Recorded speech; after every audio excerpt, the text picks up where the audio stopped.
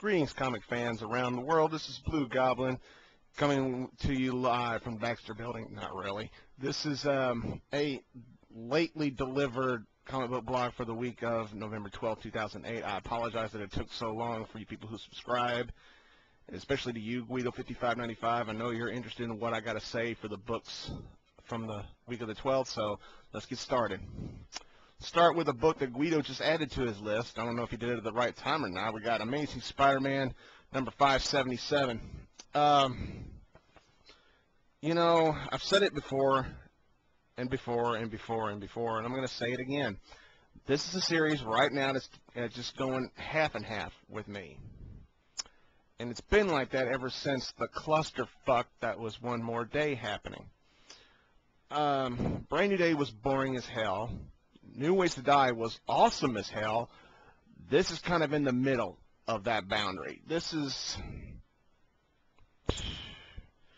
It damn sure isn't worth $3.99. This should have been a $2.99 book. It's only $3.99 because it's so big. It's two parts in one book. And honestly, I felt more like I was reading an issue of The Punisher, guest starring Spider-Man.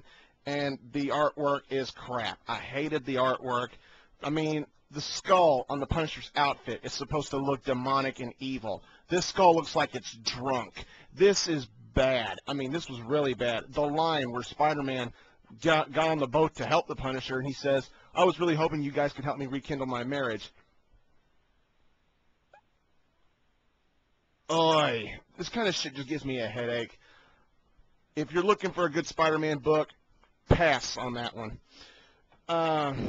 Next... We got Spider-Man Loves Mary Jane. Terry Moore, fuck you. Enough said.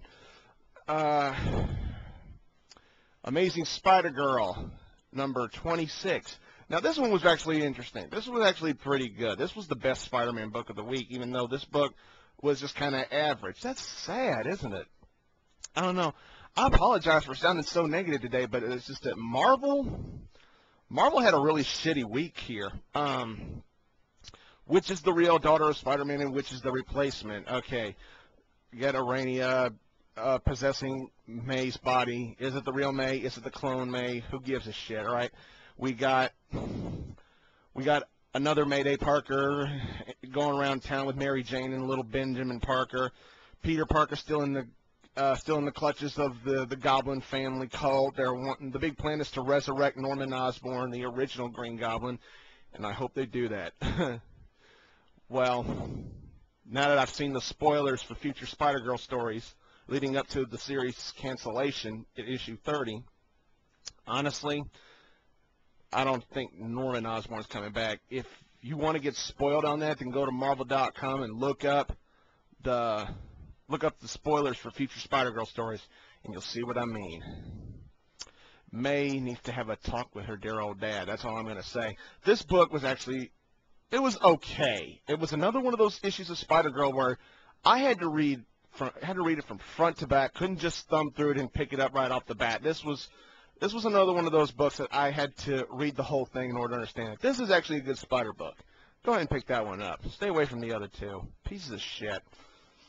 Now, for probably Marvel's best this week, let's talk about Old Man Logan, Wolverine number 69. This was just awesome. I love Mark Millar's writing with this current storyline. The concept of 50 years going by since Wolverine last popped his claws in a big fight, and this is just really, really good. This was probably, though, the slowest part of the story in my opinion, but however, it's still really good. Poor Clint, you know, Hawkeye. He's trying to talk some sense into his daughter, but it's clearly not working. And Logan, it's only a matter of time before he snaps and he pops those claws just one more time. This is very interesting stuff. I love the map.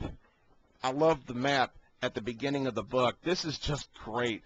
This series is just brilliant. I can't get enough of it. And this is another one of those pictures that I want hanging on my wall. This is so awesome. I love the skull design at the end of Mount Rushmore. This is just incredible. I don't know how well you can see that, but this is a picture that I think everybody should like. This is just awesome. This is very few series have got me wanting more and more and more, and a lot more of these series I've been reading lately, with the exception of Secret Invasion, have been making me go, this is okay, but I'll check it out later. You know, this is a series that I want to keep up with. And because I want to keep up with this by issue, by issue, by issue, because I know it's going to be perhaps a very long time before Old Man Logan gets printed in trade. So if you're a fan of Wolverine and you're a fan of Mark Millar, pick that shit up. You will not be disappointed. Now, we're getting off the disappointments. We're getting toward the good stuff. Let's end this section with Nightwing number 150. This is another one of those books that's unfortunately being canceled. Spider-Girl is going to be canceled at issue 30. We know that. Now, I don't know exactly when Nightwing's supposed to be canceled, but I heard through another source that DC is thinking about canceling both Robin and Nightwing. Now, me personally, I can live without the Robin comic book, but Nightwing, I don't know. Nightwing's departure might hurt the Batverse. That's just my opinion. I said that in a previous video of mine. However, number 150 was very good. Two-Face. Need I say more? This dude's a damn psychopath. I love it. Harvey Dent truly, truly, truly shows his split personality disorder. I love it, and I love the fact that he was able to pick up who he was fighting in the big fight scene between him and Nightwing. He says, you know, despite how much older you gotten, it's very hard for me to forget a face, especially a face that belongs to somebody who used to wear a big R on his chest. Very good stuff.